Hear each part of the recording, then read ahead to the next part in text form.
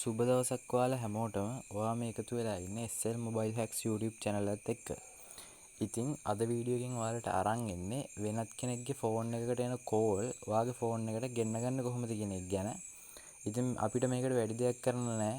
App මුකුත් දාන්න අවශ්‍ය වෙන්නේ නැහැ. කෝඩ් එකක් විතරයි ගහන්න ඕනේ. ඉතින් ඒ කියන්නේ මෙහෙමයි. ඒ කියන්නේ උදාහරණයක් වශයෙන් එයාගේ ෆෝන් එකට එන කෝල් කෙලින්ම ඔයාට එනවා. ඒක තමයි මෙතන කරන්නේ.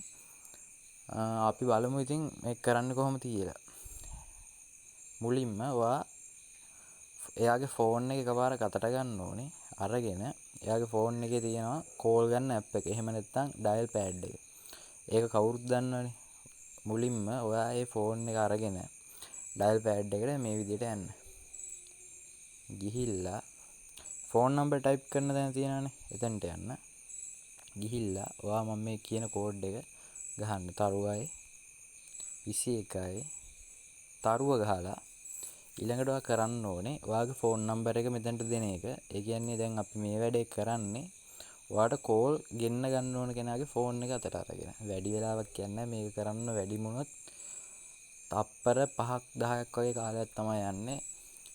ඉතින් ඔයා මුලින්ම කරන්න ඕනේ ආයි ෆෝන් එක අරන් ඩයල් පෑඩ් එකට ගිහිල්ලා තරුව 21යි තරුව ගහලා මෙතන ගහන්න ඔයාගේ ෆෝන් නම්බර් එක. හරි මම මෙතනින් රැන්ඩම් නම්බර් එකක් ගහන්න.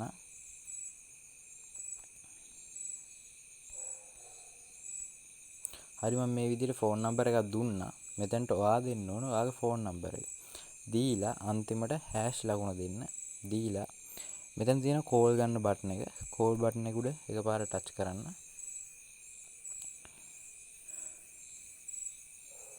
ටච් කරාන් පස්සේ ඔයාලට මෙන්න මේ වගේ මැසේජ් එකක් බලා ගන්න පුළුවන්. කෝල් ෆෝවර්ඩින් එක ස්ටාර්ට් වුණා කියලා.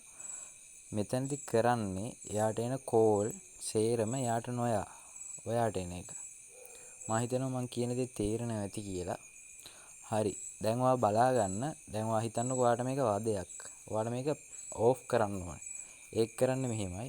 ඔයා නැවතත් එයාගේ ෆෝන් එක අරන් ඩයල් පෑඩ් එකට ගිහිල්ලා මම මෙන්න මේ කියන කෝඩ් එක ගහලා කෝලින් කරන්න. ඒ වගේම මතක තියාගන්න මේ වැඩේ කරන්න ඔයාගේ ෆෝන් එකේ සතයක්වත් තියෙන්න ඕනේ නැහැ. හරිද? ඔයා මේ කෝඩ් එක ගහන්න #2.2 හැෂ් මේ විදිහට ගහලා කෝලින් බටන් එක එකපාරක් ප්‍රෙස් කරන්න. ඊට පස්සේ මෙන්න මෙතන අපි මැසේජ් එකක් පෙන්නනවා සාර්ථකව මේක ඩිසේබල් වුණා කියලා. ඉතින් ඔන්න ඔය විදිහට තමයි කෝල් ෆෝවර්ඩින් එකක් හරියට කරගන්නේ. ඉතින් මේකට ඇප් දාන්න ඕනේ නැහැ. සෙටින්ග්ස් ඇප් එක සෙටින් කරලා සෙටින් එක හොයන්න ඕනේ නැහැ. මේ වගේ ලේසියෙන්ම කෝඩ් එකක් ගහලා වැඩේ කරගන්න පුළුවන්. ඉතින් ඔයාලට මේ වීඩියෝ එක ප්‍රයෝජනවත් වුණා නම් අනිවාර්යෙන් මගේ channel එක subscribe කරන්න, like කරන්නත් අමතක කරන්න එපා. නොදන්න යාළුවන්ටත් දැනගන්න share කරන්න කියලා ඉල්ලනවා. අලුත් වීඩියෝ එකකින් හම්බෙමු. එහෙනම් හැමෝටම සුබ දවසක්.